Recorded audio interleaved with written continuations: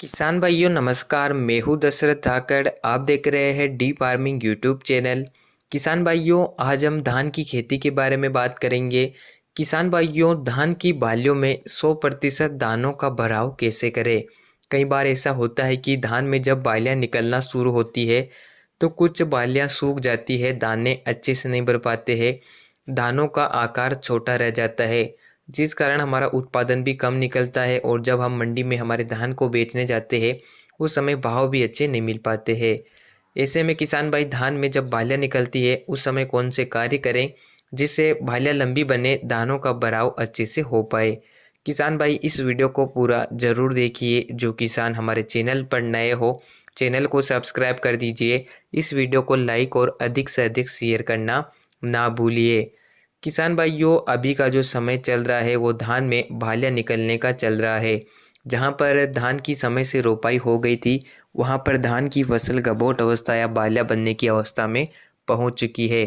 किसान भाइयों धान में 100% धानों का भराव करने के लिए वैसे तो 100% कोई भी दवा काम नहीं करती है। अगर आपकी फसल एकदम स्वस्थ है, आपने उन्नत वैरायटी लगाई है, सही समय पर सही खादों का प्रयोग किया है तो फसल में बालियाँ आसानी से निकल जाती है। बालियाँ लंबी, मोटी और चमकदार बनती है और दानों का भराव 100% हो जाता है। लेकिन कई बार ऐसा होता है कि वातावरण में ज़्यादा तापमान या खेत से नमी सूखना या अन्य किन्हीं कारणों से पोषक तत्वों की कमी हो जाने से धान की बालियों में दानों का भराव नहीं हो पाता है। आप अपनी फसल का निरीक्षण करें, समय समय पर खेत में अच्छी नमी बनाए रखें, खास करके जब बरसात नहीं होती है उस समय खेत में आप सिंचाई अवश्य करें।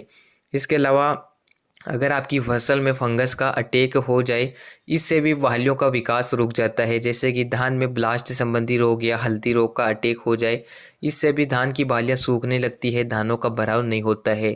इसके लिए भी आप अच्छे से फंगीसाइड का प्रिवेंटिव के तौर पर शुरुआत में ही प्रयोग कर सकते हैं। जब बालियाँ निकलना शुरू होती है उस समय अगर आप प्रयोग करेंगे तो धान की बालियाँ एकदम स्वस्थ रहेगी और दाने अच्छे से भरेंगे।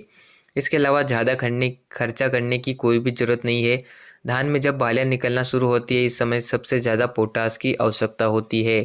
किसान भाई कंफ्यूज होते हैं कि वो इस समय धान में पोटास का प्रयोग किस प्रकार से करें और कौन सा खाद डालें।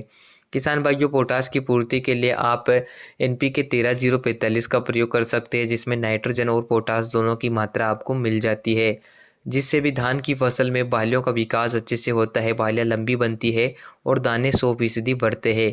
इसके स्थान पर अगर आप MOP पोटास को देना चाहते हैं तो उसका प्रयोग आप रेत में मिलाकर भी कर सकते हैं, या आप थोड़ी बहुत यूरिया की मात्रा देना चाहते हैं तो 5 से 7 किलोग्राम यूरिया लेना है, 10, 12 या 15 kg आप MOP पोटास ले सकते हैं। दोनों को मिक्स करके आप धान के खेत में डाल सकते हैं, जिससे भी 100% आपको रिजल्ट मिलेगा। धान की बालियों में दानों का भराव अच्छे से होगा, बालियाँ लंबी और मोटी बनेगी। इस प्रकार से अगर किसान भाई धान की देख रेख करेंगे तो बालियाँ लंबी, मोटी, चमकदार बनेगी और धान में 100% दानों का भराव होगा। अगर आपको ये जानकारी पसंद आई हो तो वीडियो को लाइक और चैनल को सब्सक्राइब करें। धन्यवाद।